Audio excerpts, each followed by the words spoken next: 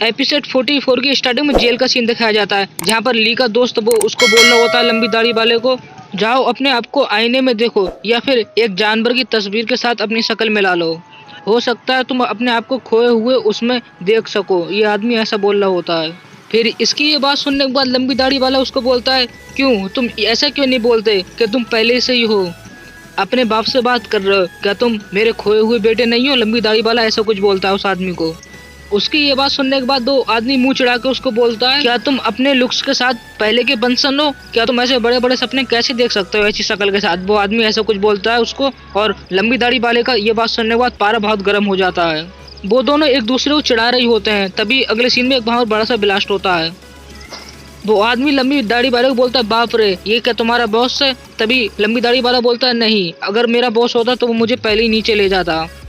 फिर वो तीनों आके बोलते हैं, सभी का दिन शुभ हो। फिर जो हुआम फैमिली का मेन लड़का होता है वो बोलता है, मेरा नाम हुआम क्वेंजे, मैं हुआम फैमिली का सबसे बड़ा लड़का हूँ, क्या आप सब आज़ादी चाहते हैं?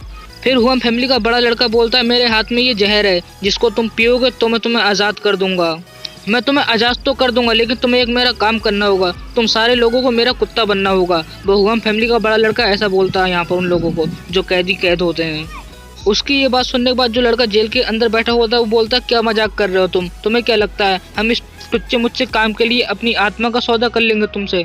उसकी बात सुनने के बाद हुकम फैमिली का लड़का बोलता है, मुझे उम्मीद नहीं थी कि तुम इस तरीके की सोच रखोगे, और वैसे मैं ये सोच रहा था जो भी ये काम करेगा उसको चांदी के कुछ पैसे ही मिलेंगे, ऐसा कुछ वो बोलता है। फिर उसकी ये बात सुनने के बाद वो जो जेल का कैदी होता है वो जरा हैरान से उसको देखने लगता है। जो कैदी अभी तक उसको ना बोल रहा था वो उसको हंसते हुए बोलता है उसकी ये बात सुनने के बाद कि तुम्हें पैसे मिलेंगे, तब वो बोलता है, तुम्हारी मर्जी, मुझे जिस तरह से यूज़ कर सकते हो तुम। उसकी ये बात सुनने के बाद हुआम फैमिली का वो लड़का अजीब सी शक्ल बना के मन में सोच रहा होता है, अभी तक ये सिर्फ दिखावा कर रहा था, इतनी जल्दी कैसे मान गया? ये पैसे से कुछ भी किया जा सकता है अगर आपके पास पैसा हो, ये सब सोच रहा होता है हुआम फैमिली का लड़का। फिर अगले सीन में हमें एक बॉल दिखाई जाती है जो कि उस लड़के के हाथ में होती है। फिर लंबी दाढ़ी वाला बोलता है, हम पहले से ही गलत रास्ते पे जा चुके हैं और हम ऐसे ही मर जाएंगे, लेकिन हम ये मस्ती जरूर करेंगे। बल्कि उसके पीछे खड़ा हुआ वाला आदमी बोलता है, मुझे इस बात से बहुत ही हैरानी है कि हुआम फैमिली का परिवार इस तरीके की भी चीजें कर सकता है, मुझे ये सब देखना है अभी क्या होता है आगे। फिर अगले सीन में काफी सारे लोग दिखाए जाते हैं वहाँ पर। फिर हुआम फैमिली का बड़ा लड़का उन लोगों को बोलता है, सभी मुजरिम यहाँ पर इकट्ठे हो गए हैं, अब मैं तुम सारों को कुछ काम दूंगा। फिर अगले सीन में दो आदमी उस हुआम फैमिली के लड़के को बोलते हैं, तुमने कहा था कि हम तुम्हारे कुत्ते बने, इस सब के पीछे तुम्हारा मकसद क्या है? ठीक है, मैं तुम्हें बता दूंगा, वैसे भी तुम सिर्फ चीजें हो। हुआम फैमिली का लड़का ऐसा बोलता है उन लोगों को। तो सुनो तुम लोग, मैं यहाँ का प्रिंस बनूंगा और फिर इस सारी दुनिया पे राज करूंगा, ये सारी दुनिया मेरी मुट्ठी में होगी, वो ऐसा कुछ बोलता है उन लोगों को। फिर वो अपनी बिल्कुल डेविल की तरह, शैतान की तरह शक्ल बना के बोलता है, मैं उस महान वचन को पूरा करूंगा जो कोई आम आदमी नहीं कर पाया है, मैं उससे ही बड़ा बन जाऊंगा और फिर मुझे छुटकारा मिल जाएगा, वो ऐसा कुछ बोलता है। कोई भी फिर मेरे रास्ते में खड़ा नहीं हो पाएगा, मैं दुनिया का अमर आदमी बन जाऊंगा और कोई भी मेरे सामने नहीं टिक पाएगा, वो ऐसा कुछ बोलता। चौंक गए ना? आप लोगों ने बहुत ज्यादा अपराध किए हैं, मेरे साथ शामिल होने के अलावा आप लोगों के पास कोई और चारा नहीं है, वो ऐसा बोलता है इन लोगों को। इन लोगों को मेरे भाषण से सदमा लगा होगा, तो मसाला कुछ नहीं है, हम इस तरीके से आगे बढ़ सकते हैं, वो ऐसा कुछ सोच रहा होता है। उसकी ये बातें सुनने के बाद हुआम फैमिली के लड़के की लंबी दाढ़ी वाला बोलता है कि वो ये बातें कैसे सोच सकता है। फिर वो उस आदमी बोलता है, तुम्हारा क्या कहना है इस बारे में? फिर वो आदमी बोलता है, लंबी दाढ़ी वालों को, जैसा कि तुम्हारे बॉस ने कहा है, वो डायग्नो स्कूल में 2 सालों से है। वो आदमी यहाँ पर कुछ ऐसा कुछ बोलता है लंबी दाढ़ी वालों को। फिर एक पीछे से आदमी आता है हुआम फैमिली के लड़के को बोलता है, मैंने उसे ढूंढ लिया, वो एक सील के अंदर लॉक है। तभी हुआम फैमिली का लड़का बोलता है, जल्दी से उसे बाहर जाने दो। फिर तभी अगले सीन में जिसको ये बाहर जाने की बात कर रहे होते हैं उसकी हथकड़ियाँ खोल देते हैं। फिर हुआम फैमिली का लड़का बोलता है उसको, हेलो, मुझे लगता है तुम हमारे बहुत काम आ सकते हो, तुम हुआम फैमिली की काफ़ी ज़्यादा रक्षा कर सकते हो। हुआम फैमिली के लड़के की ये बात सुनने के बाद वो उसको बोलता है, ठीक है, मगर तुम याद रख लो, मैं यहाँ पर तुम लोगों की मदद करने के लिए नहीं हूँ, अपने दोनों के रास्ते अलग अलग हैं, लेकिन तुम लोगों के पास अच्छा स्वाद है उस बंदे के मुकाबले, लेकिन ड्रैगन फैमिली में तो कोई ऐसा नहीं है जो मुझे सामने टिक सके, लेकिन मैं उन लोगों को माफ़ नहीं करूँगा जो मुझे यहाँ पर बंद करके गए, उनको सबक सिखाऊंगा। अच्छा, वो यहाँ पर ऐसा कुछ बोलता होता है। फिर अगले सीन में ली का घर दिखाया जाता है जहाँ पर बात चल रही होती है जेल्ड सी के बारे में। फिर अगला सीन घर के अंदर का दिखाया जाता है जहाँ पर ली लीजू को बोलता है, तुम जेल सी के बारे में कैसे जानती हो, क्या तुम्हें उसके बारे में कुछ पता है? लीजू का सीन दिखाया जाता है जो कि हाथ में तंगड़ी थामी होती है और बोलती है, ये खबर पूरे शहर में फैल गई है। इस बारे में बात पूरे शहर में करी जा रही है। लोग बोल रहे हैं कि जगन को इस बात के बारे में सामना करना पड़ रहा है। क्या ये बुरा है? लीजो ऐसा कुछ बोलती है ली से। फिर ली लीजू को बोलता है, एक टाइम ऐसा था, मैं उससे एक बार हिट हुआ था लेकिन दोबारा हिट नहीं हुआ उससे। और ली अपने मन में सोच रहा होता है, अब लोग भी इस बात के बारे में जानते हैं। ऐसा लगता है वो लोग राजधानी के रूल वगैरह तोड़ के और कुछ ऐसा प्लान बना रहे हैं जिससे कि विद्रोही करना आसान हो। ली अपने मन में ऐसा कुछ सोच रहा होता है। फिर लीजो ली को बोलती है, तुम्हारे काम में क्या कुछ दिक्कत आ रही है? फिर ली अजीब सा मुंह बना के लीजो को बोलता है, क्या कहा तुमने? फिर ली की ये बात सुनने के बाद लीजो अजीब सा मुंह बना के बोलती है, मैं तो तुमसे बस ये पूछ रही थी कि तुम्हारा दिमाग अभी ठीक काम कर रहा है ना?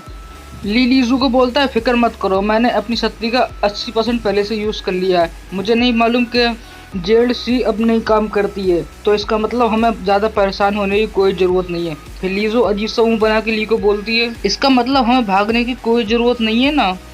ली लीजू को बोलता है, राजधानी से भाग जाने बेहतर है क्योंकि यहाँ पर सुरक्षा नहीं कर सकता कोई। तभी लीजू बोलती है, अगर राजधानी में कोई सुरक्षा नहीं कर सकता तो फिर कहीं पर भी कोई सुरक्षा नहीं मिलेगी हम लोगों को। ली बोलता है, तुम मैं समझ गया, तुम किसी का इंतजार करना चाह रही हो ना? वो ये दोनों बात कर ही रहे होते हैं, तभी पीछे से आके जो बोलती है, तुम दोनों किस बारे में बात कर रहे हो? तभी ली बोलता है, हम तो बस तुम्हारी खूबसूरती के बारे में बात कर रहे हैं। ली की ये बात सुनने के बाद जो शर्माने लग जाती है, वो बोलती है, मैं इतनी खूबसूरत तो हूँ। ली फिर पीछे मुस्कुरा रहा होता है खड़ा होकर। अगले सीन में उनके घर के दरवाजे के पास कोई आके खटखटाता है। फिर वो आदमी बोलता है, क्या कोई घर पे है? हम लोग सरकार से हैं। फिर ली ये बात सुनने के बाद अंदर मन में सोच रहा होता है, क्या सरकार से? कहीं ये लोग मुझे पकड़ने के लिए तो नहीं आए ना? फिर वो सैनिक अंदर आके बोलते हैं, इंपीरियल जेल में से कैदी आज़ाद हो गए, तो हम आप लोगों से इतना कहना चाहेंगे, आप ज़्यादा बाहर वगैरह ना घूमें और किसी भी खतरे से बचने के लिए घर के अंदर रहें। वो सैनिक ऐसे कुछ बोलते हैं जो और ली को। फिर वो सैनिक उन दोनों को बोलता है, अभी मैं इजाज़त चाहता हूँ यहाँ से जाने के लिए। और वो मन में सोच रहा होता है अपने, मास्टर चन्हाई चाहते थे कि हम इस परिवार को स्पेशली तरीके से एक संदेश दें। ऐसा हो सकता है कि इस परिवार में शाही लोग रहते हों, ऐसा कुछ सोचता है वो सैनिक। फिर जो ये बात सुनने के बाद काफ़ी ज़्यादा हैरान सा शक्ल बना के बोलती है, जो शाही जेल में कैदी थे वो काफ़ी ज़्यादा खतरनाक मार्शल आर्टिस्ट हैं कुत्ते, अभी वो बाहर निकल गए हैं, तो यानी कि राजधानी में बहुत ज़्यादा खतरा है। वो ये सब सोच रही होती है, तभी आसमान से एक कबूतर आता है जो कि ली की तरफ आ रहा होता है। वो कबूतर ली के हाथ पे बैठ जाता है। ली उसके पैर में से कुछ निकालता है, एक लेटर टाइप होता है। ली बोलता है, ये वो कबूतर है जो कि मैंने उस बंदे के लिए छोड़ा था जिसको मैंने जेल में डाला था, लगता है वो आज़ाद हो गया है। फिर वो उस लेटर में पढ़ता है, उस लेटर में लिखा होता है, मैं सब पे नज़र रखा हुआ हूँ, वो हुआम फैमिली के पुराने घर में छुपे हुए हैं, जहाँ पर कि चन्हाई ने कभी सोचा भी नहीं होगा कि वो उस जगह पे छुपे होंगे। ली ये सब पढ़ रहा होता है और अपने मन में सोच रहा होता है। फिर अगला सीन सुबह का दिखाया जाता है, काफ़ी सारे घर दिखाए जाते हैं। तभी जो कस के दरवाजे पे लात मारती है, बोलती है कोई कुछ काम का नहीं है, सब बेकार है, ये सब यूजलेस है। तभी वो बहुत ज़्यादा गुस्से में होती है, उसने दरवाजा तोड़ दिया होता है। ली जो को ऐसे देखता है तो ली का पसीना निकल आता है। जो सोच रही होती है, ये बहुत शर्मनाक बात है, हमें रात में सिर्फ कुछ ही लोग मिल पाए जो जेल से भागे थे, और जेल में ऐसी लोगों ने प्लानिंग कर ली कि जेल से बाहर निकलने की, और हमें मालूम भी नहीं पड़ा। ये सब सोच के जो बहुत ज़्यादा गुस्से में होती है। फिर जो एक जगह गुस्से मुंह फुला के बैठ जाती है, वो बोलती है, भगोड़ों का ग्रुप एक बाहर घूम रहा है तो लोगों को घर के अंदर रहना चाहिए। राजधानी में बहुत ज़्यादा अफरा तफरी मची हुई है, वो कहाँ छुपे होंगे? क्या उन लोगों ने शहर छोड़ दिया होगा? नहीं, ऐसा नहीं हो सकता, वो लोग ऐसे नहीं छोड़ सकते। जो ये सब सोच ही रही होती है गुस्से में बैठ के। पीछे से ली आता है जो के पास। ली जो को बोलता है, नाराज मत हो, मेरी वाइफ को किसने नाराज कर दिया? चलो ये मैंने तुम्हारे लिए खास स्पेशली लेमन टी बनाई है, इसको पी लो, तुम्हारा सारा गुस्सा शांत हो जाएगा। ली ऐसा बोलता है जो को।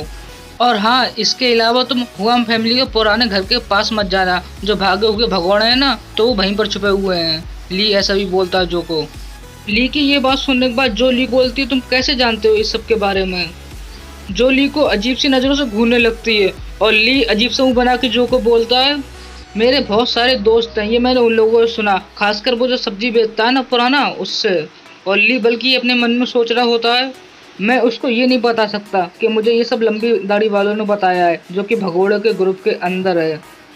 जो थोड़ा अजीब सा फेस बना के बोलती है, एक आदमी इतना सब जानता है लेकिन ड्रैगन के सैनिक वगैरह नहीं जानते हैं, मैं चन्हाई को जरूर देखूंगी। और यहीं पर हमारा एपिसोड 44 खत्म होता है। आई होप आप लोगों को एक्सप्लेनेशन पसंद आया होगा। एक्सप्लेनेशन पसंद आया है तो चैनल को सब्सक्राइब कर लेना, ताकि मैं इसका नेक्स्ट एपिसोड लेके आऊँ, आप तक उसका नोटिफिकेशन पहुंच जाए। अभी के लिए इजाजत चाहूँगा, मिलेंगे नेक्स्ट वीडियो में, तब तक के लिए बाय बाय।